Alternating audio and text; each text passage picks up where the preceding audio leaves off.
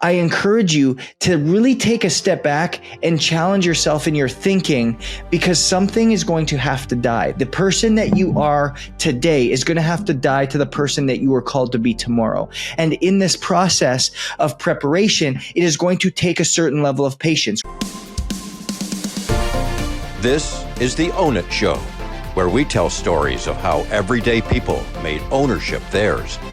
Hey everybody, welcome back to the Own It Show. I'm your host, Justin Rothlingshofer, and I hope you are having a outstanding day. I don't know where you're listening to this today, but whether you're in your car, whether you're working out, or whether you're just going about your chores, I can't wait to really dive into our first episode of 2024. It's hard to believe that we're in 2024. This has been 3 years of doing this show now. I was looking at the episode list the other day. We're creeping awfully close to episode 300, which is going to be pretty neat, a pretty cool milestone. But if you're new here and this is your first time at the show, first time listening to this show, really what we do is we tell stories of people who have decided to live in ownership, take ownership of their health, take ownership of their life, and realize something different.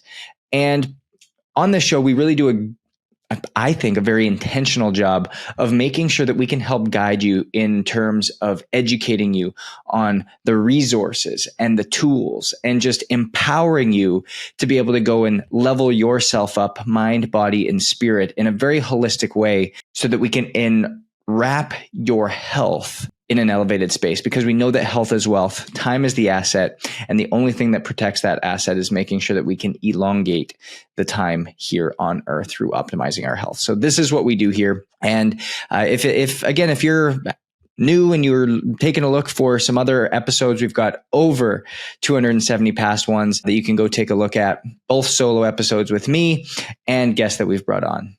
If you'd like to leave a review or leave comments, that helps us reach more people and ultimately empower people along the way. And I just love to hear how this show is actually starting to impact you, because I think so often you get behind the camera, you do all your prep work, and you forget sometimes that you're impacting people in different ways, in unique ways. And so I'd love to hear from each one of you. Just throw in the comment section. Just say, hey, Justin, this was really impactful for me. Or throw it up on social media and tag us and let me know how this spoke to you, what aspects spoke to you, and how we can continue to provide you with more quality, impactful information that's going to take you to the next level. And so a lot of people have been hearing this on social media. If you've been following me, if not, at Justin Roth is my Instagram handle. You can get a whole bunch more information there on the best hacks, the different things that you can do when it comes to your health, ways in which you can be intentional, and just the way that I live in a very intentional way, the ownership or own it lifestyle. And what does that actually mean? But if you've been following me there, you know that I've been preparing for a marathon, and I am not a runner. If you followed me in my past, looking at my athletic career as a hockey player, all the way through my coaching career, then getting into CrossFit games, getting into the High Rocks games, getting into the Deca Fit series, getting into a lot of that hybrid athletes type of work. Strength and power is my forte. That's where I live. That's where I love to play.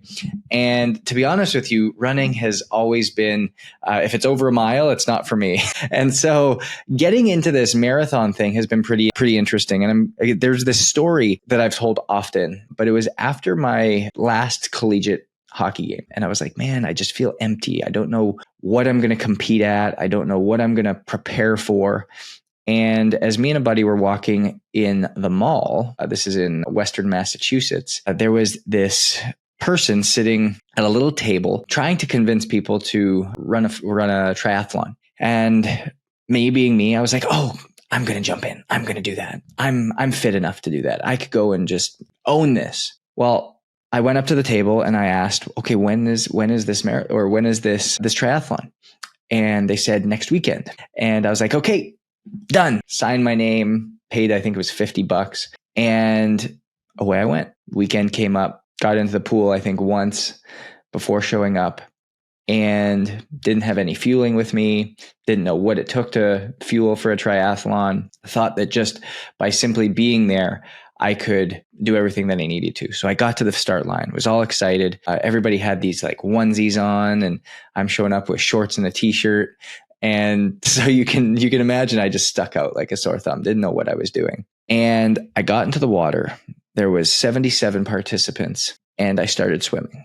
I started swimming. And remember, I do not swim well. I swim like a rock. And as I started, this was my first free water, open water swim, started to panic as we got in the water. Everyone's like kicking. You can't see anything. There's all of a sudden a side to grab. And as I start swimming for a while, all of a sudden, I don't hear any noise. There's the splashing is gone. There's a sense of calmness. And a lot of you might be going, oh my gosh, you died. That's not the case. But I started to look around and there was nobody around. And I kept starting to swim and I could see them in the distance. They were getting further and further and further away. So I wasn't going the wrong direction. I was just very slow. And as I got close to finishing that swim, I started to hear applause. I started to hear claps. I started to hear this overwhelming and frankly out of place cheer for me. And I was like, man, I'm in last. Like, what are you cheering for? What is going on here? And as I slowly creep out of the water, I hear this splashing behind me. And if I was in Florida, like I live now, I'd be like, oh my gosh, it's an alligator. It's going to get me. But I turn around and it's this gentleman and he's crawling out of the water. And I was like, oh, thank goodness I'm not the only one. But as he gets further out of the water, he starts to crawl on the sand that's leading up to the transition for the bike. And he has no legs. And so, in fact, the applause was not for me. The applause was for this gentleman. And I was swimming at the same pace as somebody who has no legs. So I say that and I laugh because as I lean into now this marathon prep, which is just something that's completely outside of the norm for me, it's been very interesting to see how it's challenged me in what is now my word for 2024, which is patience.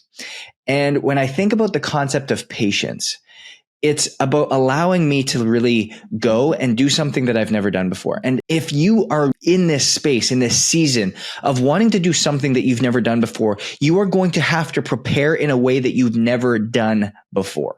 You're going to have to explore avenues and explore areas that you've never leaned into before. You're going to have to go and put yourself through things that you haven't done before, things that you maybe haven't valued before, things that you haven't leveled up and stepped up to the plate with before. And as you do this, I encourage you to really take a step back and challenge yourself in your thinking because something is going to have to die. The person that you are today is going to have to die to the person that you are called to be tomorrow.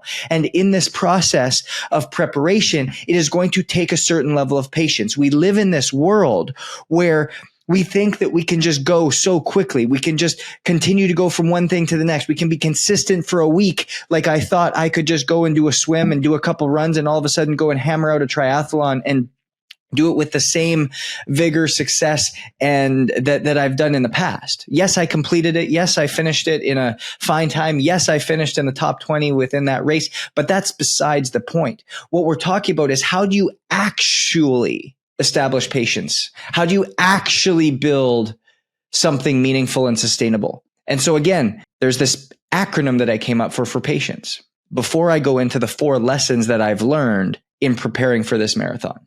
So when I think about patience being that word of the year, this word of 2024, in 2023, it was the word prepare.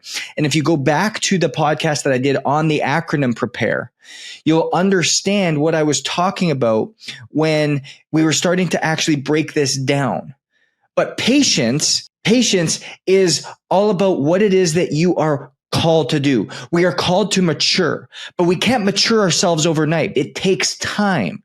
It takes time to get to a finished product. It takes time to move forward. And if we're actually honest with ourselves, we are going to be in a state of waiting, in a state of patience requirement our entire lives. You're always waiting for something. You're waiting for the bus. You're waiting for your check to hit. You're waiting for the perfect relationship to come along. You're waiting for your meal at the restaurant. You're waiting for the movie to start. You're waiting for the renovation to finish. You're always waiting for something because when vision is there, when you have a vision of what you're trying to accomplish, where you're trying to go, patience is the next step. But we want to circumvent that. We want to go through that. We want to skip that step. And we wonder why our visions don't yet come true. We wonder why we struggle to get to our visions is because we haven't mastered patience. And so when I come back to what this acronym looks like, patience starts with P, prayerful pursuit. Being so intentional with what it is we're called to do, praying on it all the time, praying on this vision. Where do I have to go? What do I have to do? What am I being called to? What do I need to do next? And then A is accountable awareness. It's one thing to be aware, but it's another thing to be held accountable to that awareness. Because when we're held accountable to the awareness, we ultimately start seeing things that we wouldn't have seen before. I don't know if about you, but there's been many times in my life where somebody has called out something that I've been doing, the way that I've been acting. And I was like, man, I didn't even realize I was doing that.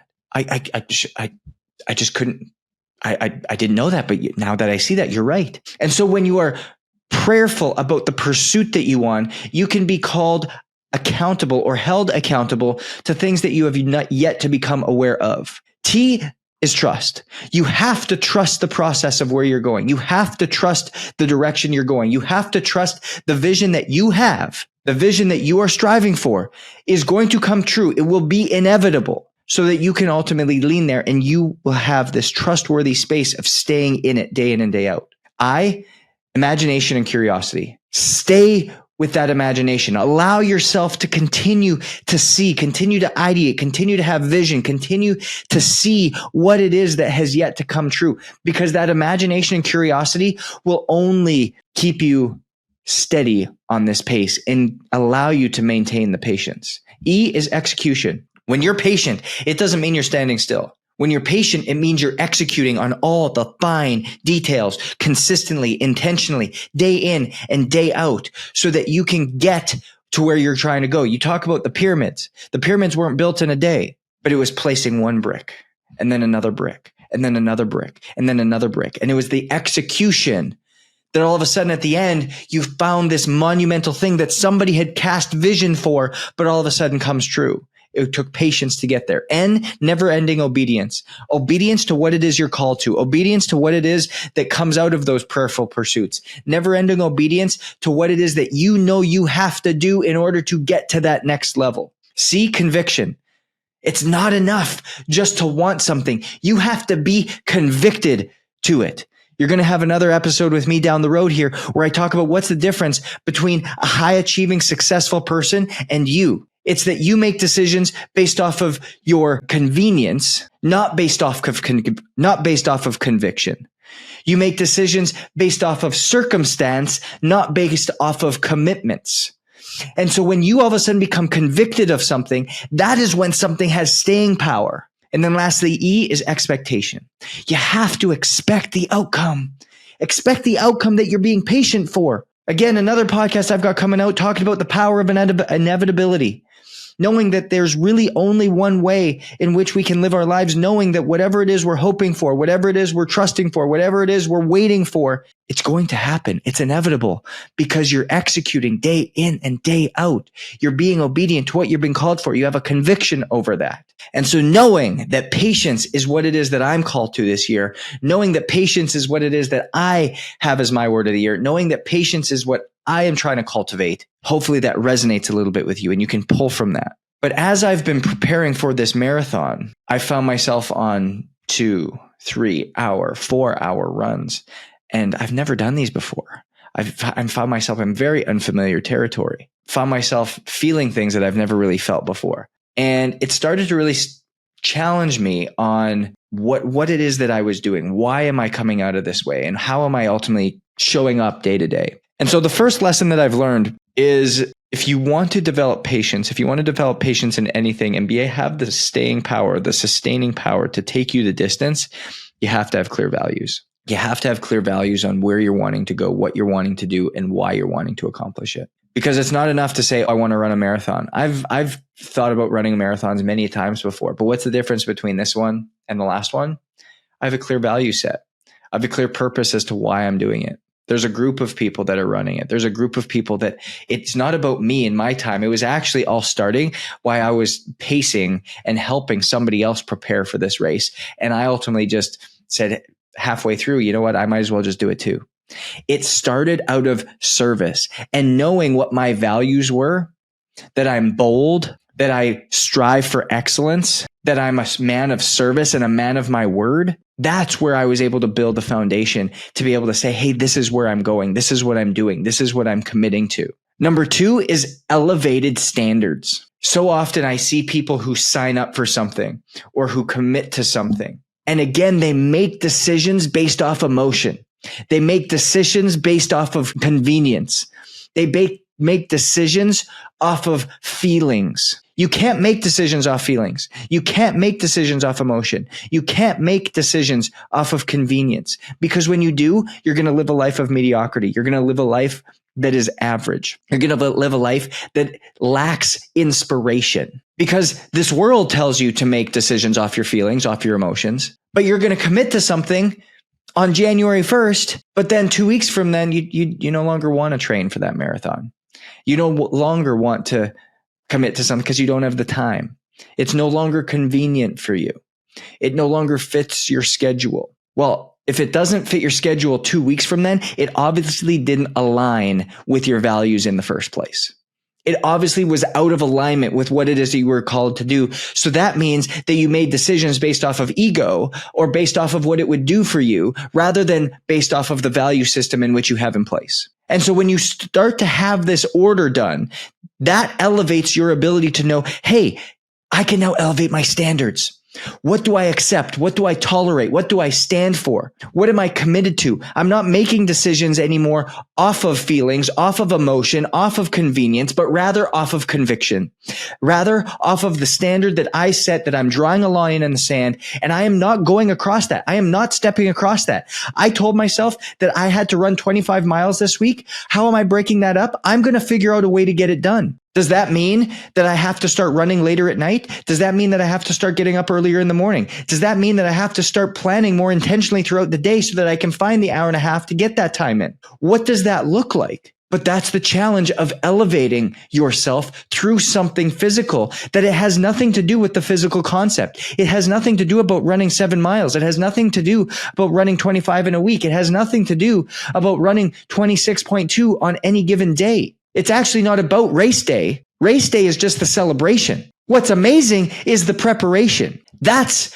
the commitment. That's the conviction. That's the telltale of what actually goes on, that you can be disciplined enough to elevate your standards to do what was required to show up on race day. And number 3 is an ownership mentality. And what do I mean by an ownership mentality? It means that you are willing to take responsibility, but you're also willing to be held accountable. And you can start to see how a lot of these words start to play into the acronym of patience that I laid out earlier. When you can start to step in and you can start to lean in to this ownership mentality, knowing that, hey, I'm going to put my hand up for someone to hold me accountable. I'm going to hold my hand up to actually go and meet somebody at 6:30 in the morning to do our runs, at 5:30 in the morning to do our runs, at 6 a.m. in the morning to do our runs, at 10 p.m. at night to do our runs, because we are committed to one another and we're going to hold each other accountable to make sure that happens. But the secondary component of that is to take responsibility.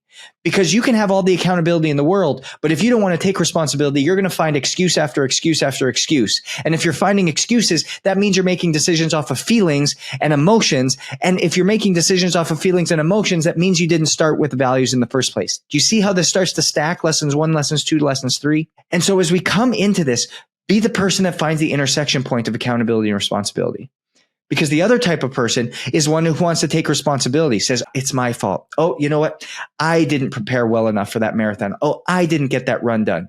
But you didn't set the accountability measures up. You didn't have the team that was waiting for you at 6 a.m. You didn't have the other person that was pulling you out when you were in a funk, or that was helping you when you didn't want to get your 4, 5, 6, 7, 8, 10, 12, 18 miles in. But when you have that and you say, hey, I'm going to take responsibility and I'm going to level it up with accountability, and you start to be that different person, that's when you start to develop ownership. That's when you start to see the patience start to build. That's when you start to be able to understand that it's not about doing a run preparation for 2 weeks or a month. It's about setting a goal and establishing a standard that I'm going to prepare for 6 months. I'm going to build the plan. I'm going to execute the plan. I'm going to do things day in and day out, even though they're just small, even though they don't seem big, even though they don't seem grandiose, but just doing the mundane over and over and over again that creates the inevitable result at the outcome.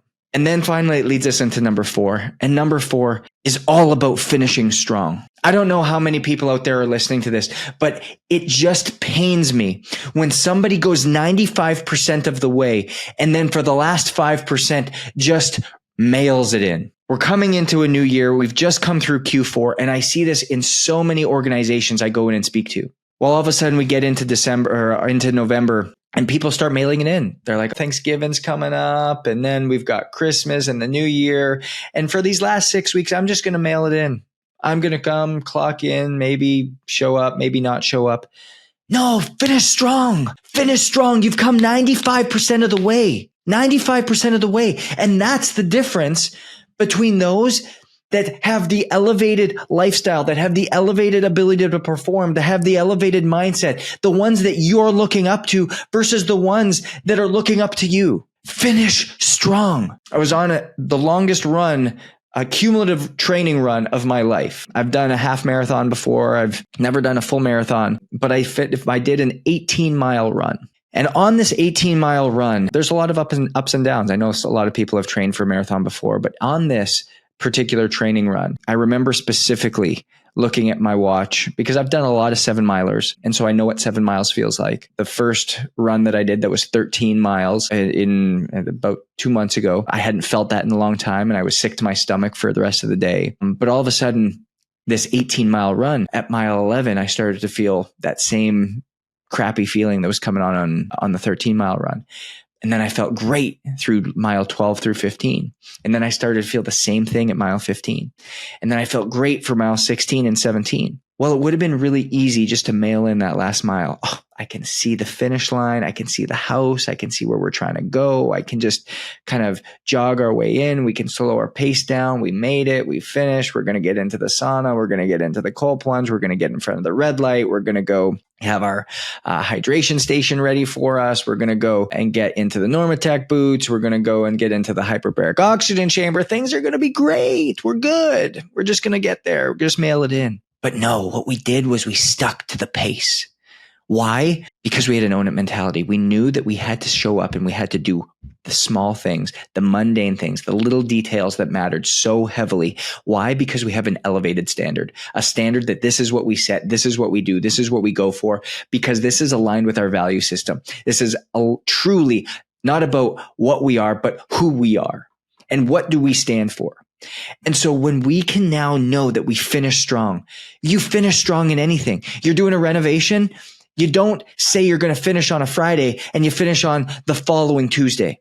You finish on the Friday. You don't have a deadline at work and say, hey, I'm going to get this report over to you by end of day and send it first thing the next morning. You finish strong. You don't go through the entire week working so hard only on Friday to have a lull day. You sleep in on Friday morning. You really don't focus on your work all day. You allow yourself to get distracted. You get half the work done you need because going into Saturday, you don't feel good. You don't feel like you did what you needed to. And so if you can finish strong, it allows you to have the confidence. It allows you to have the wherewithal. It allows you to have the staying power to know that I've prepared with the patience necessary to get to the next level. And I can carry this into every aspect of my life. And so these are the 4 things that matter. These are the 4 things I've learned on this marathon prep. These are the 4 things that you can take to really make sure that you're living a life in ownership to get different results. Because at the end of the day, I'm not running this marathon for the sake of running 26.2 miles. To be quite honest with you, I could care less about race day. I've contemplated not even doing race day because it's not about that celebration. It's not about the win. It's not about getting past it, because I'm going to cross that finish line and I'm going to go to bed and I'm going to wake up the exact same person the next day, throwing my shoes on, going for a run, getting in the gym, getting in the sauna, getting in the cold plunge, getting in front of the red light, eating the way I typically do. Nothing's going to change about me. There's a lesson I learned a long time ago. We put artificial finish lines on things. And if you put an artificial finish line on things, that just means that you're not willing to go the distance. You're not willing to truly pull out the potential that exists inside of you, because the finish line that you've put on, that's not your finish line. That's the beginning of your next start line. And so you have to take a step back. You have to realize that it's not about the race. It's not about finishing. It's not about being able to point to your finished time. It's about what are you learning along the way? How are you taking everything that you're learning and establishing a discipline, establishing a mindset that takes you to a greater level? It's about creating clear values. It's about elevating your standards. It's about creating an ownership mentality so that you can have the patience and the wherewithal and the staying power that life is going to require out of you in order to get to where you're trying to go next. And ultimately, it's about finishing strong. It's about being that person that's known as a finisher. Because get this is a writer downer. Everybody can start. Anybody can start, but champions finish. And champions make decisions off of commitments and convictions, not off of feelings, not off of circumstance, and not off of emotion. And so if you want to be different, you're going to have to live different, because we know success is available to those who do things differently. It's been great. I love you guys. We'll see you next week.